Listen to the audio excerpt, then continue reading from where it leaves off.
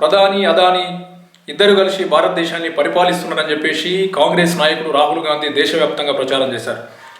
ఉన్న సంపదనంతా కార్పొరేట్ శక్తిగా అవతరించినటువంటి అదానికి నరేంద్ర మోడీ దోషిపెడుతున్నారని చెప్పేసి కాంగ్రెస్ పార్టీ తీవ్ర స్థాయిలో విరుచుకుపడ్డది. ఇప్పుడు అదే అదానిని తెలంగాణ సర్కార్ ఆహ్వానం చేస్తుంది. ఇంత తీవ్రంగా వ్యతిరేకించినటువంటి అదానిని ఇప్పుడు అదే పార్టీకి చెందినటువంటి ముఖ్యమంత్రి రేవంత్ రెడ్డి తెలంగాణకు ఆహ్వానిస్తున్నారు. హైదరాబాద్ పాత బస్తీలో విద్యుత్ బిల్లులు వసూలు చేయడం కష్టమవుతుంది కాబట్టి ఆ విద్యుత్ బిల్లుల్ని వసూలు చేయడానికి అదానికి అప్పగిస్తున్నట్టు తెలంగాణ ముఖ్యమంత్రి రేవంత్ రెడ్డి ప్రకటించారు. ఇప్పుడు అదాని కంపెనీ పాత బస్తీల్లో విద్యుత్ ఛార్జీలను వసూలు చేసే పని తీసుకుంటుంది.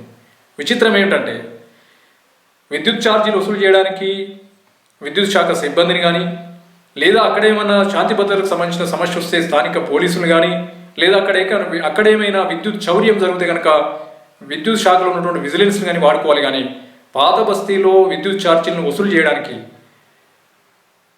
అదాని అనేటువంటి ప్రైవేట్ కంపెనీకి అప్పగించడం కొంచెం హాస్యాస్పదంగా కనబడుతుంది. అదాని కంపెనీ ఇప్పుడు పాత బస్తీలో విద్యుత్ ఛార్జీలు వసూలు చేయడానికి వస్తుందా, లేకపోతే తెలంగాణలో ఉన్నటువంటి విద్యుత్ కాంట్రాక్టుల కోసం వస్తుందా, లేదా తెలంగాణలో ఉన్నటువంటి మొత్తం విద్యుత్ శాఖనే అదాని అనేటువంటి ప్రైవేట్ కంపెనీ చేతిలో పెడతారా అనేది ఇప్పుడు తెలంగాణ ప్రజలలో సందేహాలు వ్యక్తమవుతున్నాయి. కాంగ్రెస్ పార్టీ నాయకత్వం తీవ్రంగా విమర్శలు గుప్పించి వ్యతిరేకించినటువంటి అదానిని ఇప్పుడు అదే పార్టీకి చెందినటువంటి ముఖ్యమంత్రి రేవంత్ రెడ్డి తెలంగాణకు ఆహ్వానిస్తా ఉన్నాడు. కాబట్టి ఇప్పుడు కాంగ్రెస్ పార్టీ కేంద్ర పార్టీ వైఖరి స్పష్టంగా కావాల్సినటువంటి అవసరం ఉంది.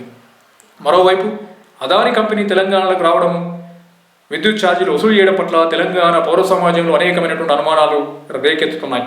కారణం ఏంటంటే అదాని బిల్లుల కోసం రావడం ఏంటి, బిల్లులు వసూలు చేయడం కోసం అదాని లాంటి కంపెనీకి ఇవ్వడం ఏంటి? కాదు, ఇది ఖచ్చితంగా తెలంగాణలో విద్యుత్తును ప్రైవేటీకరణ చేయడం, ఆ విద్యుత్తును అదానికి అప్పగించడంలో భాగంగానే రేవంత్ రెడ్డి నరేంద్ర మోడీ కనుసనలలో ఈ కార్యక్రమాన్ని నడిపిస్తుందని చెప్పేసి తెలంగాణ వాదులలో ఇప్పుడు ఒక సందేహం బయటకు వస్తుంది.